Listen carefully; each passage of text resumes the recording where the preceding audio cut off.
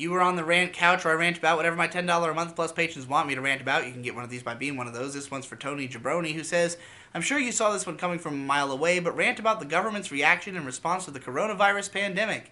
Do you think the quarantines and restrictions on civil rights are a necessary evil, or do you believe that they're completely out of line and unconstitutional? Do you think Trump bucks are the solution to the incoming damage to jobs and the economy? Perhaps you think there's a better one, or maybe there isn't a good solution at all, and we just have to buckle in and tough it out. What do you think the world will look like when this is all over? So, I think that we're in a really odd, interesting position where, because of the fact that everybody is indoors, fewer people are dying than ever since the dawn of civilization in the world. Everybody's on lockdown, and the conversation about, like, like the basic conversation of, like, libertarian versus authoritarian, that basically is what all, discussion comes down to at the end of the day, is at the very forefront of people's minds. Because it's just as simple as we can either be authoritarian and save as many lives as possible, or we can be libertarian and just let this shit happen, And,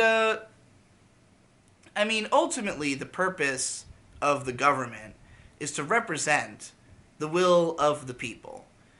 If the will of the people is that we should all lock ourselves indoors and fucking, and try to weather this thing out so that we can spare as many old people as possible, then so be it. That is what the majority thinks.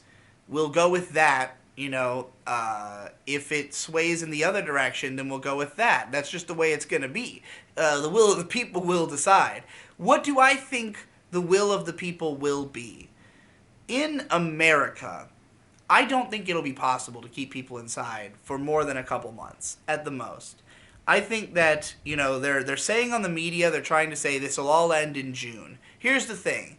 They've done a rapid job of pushing that date back here at the start of the quarantine.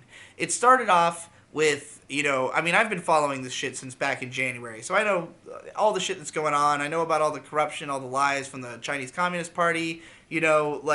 The data's all fucked. Everything's worse than people think. And the coronavirus is most likely not only going to be a virus that, sticks around and continues to evolve and permeate and, possibly have further waves and evolutions for the years to come, but that most people are going to get it because it's insanely transmissible. So, it would have to be that the thing was literally fucking annihilated from the face of the earth within the period of a lockdown for us not to think that it was going to come back and rage through the planet again. So, I think ultimately that this lockdown right now, it's having a huge impact. People are talking about the impact it has on the economy. People are talking about the impact it has on people's personal lives. I think that impact will get to a point where people just won't let it happen anymore. Everybody's worried right now because they think that they can do something about it, because they're harboring under this illusion that June's going to roll around and things are going to be fine. And they're not. June's going to roll around, things are still going to be bad, we're still not, realistically, if this shutdown is supposed to work, it will probably have to happen for, most of the fucking year. And it's just not going to happen. Americans aren't going to stay indoors that long. June's going to roll around, and if people aren't already outside, they're going to go outside. So, it's kind of just a waste of fucking time and resources, in my eyes. I think that shutting down, the damage it's doing, is great, but I'm happy it's happening. I'm glad, because I think that minor shakeup is a good thing. I think that if this went on for long enough, the chaos potential continues to rise. We've got world leaders contracting coronavirus and dying. We've got, the possibility of losing a 1 or 2% of the world's population in the next couple of years, if this thing gets really serious. It's possible that there will be major changes to the way that the earth runs through this coronavirus, one way or another. I think that, that's a likelihood. But in our attempts to dampen it, I mean, if the point of the lockdown, I mean, they say that the point of the lockdown is mostly to give us more time to prepare for when this comes around next year. That we have the hospital beds ready, that we have all the shit ready. Like, we need to lock down so that the spread isn't too bad for a period of time long enough to get ourselves prepared, and then we're just going to let it happen anyways. If that's all it is, I don't think we're going to stick it out long enough to even for that to even have been much of a help. Like, I think that'll be like sticking a Band-Aid on a gushing fucking slash. It'll barely help with the preparation because we're so unprepared. Because, unless, like, what really should be happening is, like, all this government money that's going into fucking Boeing and shit should just be going into, like, mass production of masks. Just get everybody ready for the inevitable future where we're walking around outside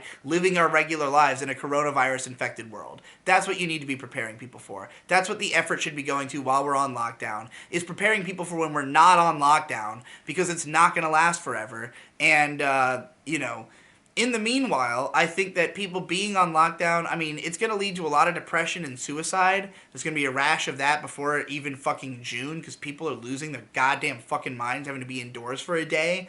For me, this is everyday life. Nothing has changed. But, I know the benefits of being by yourself indoors all the time. You do a lot of personal reflection and reassessment. The world is kind of on pause. You're actually being asked not to do the things that you just automatically do without thinking about them every day. So I think there's going to be a lot of awakening. There's going to be a lot of people realizing that, like, what they've been doing is bullshit. And there's going to be a lot of people trying to experiment with, if they can, like, when literally people cannot even go to work. I mean, obviously there's people who can, and those people are really getting the rawest deal out of anybody. But anybody who's trapped at home right now, I think that people will change a lot of things in these months about the way they view the world going forward, and that will have a strong effect on the tenor of conversation going forward. How will that manifest? I have no fucking idea. But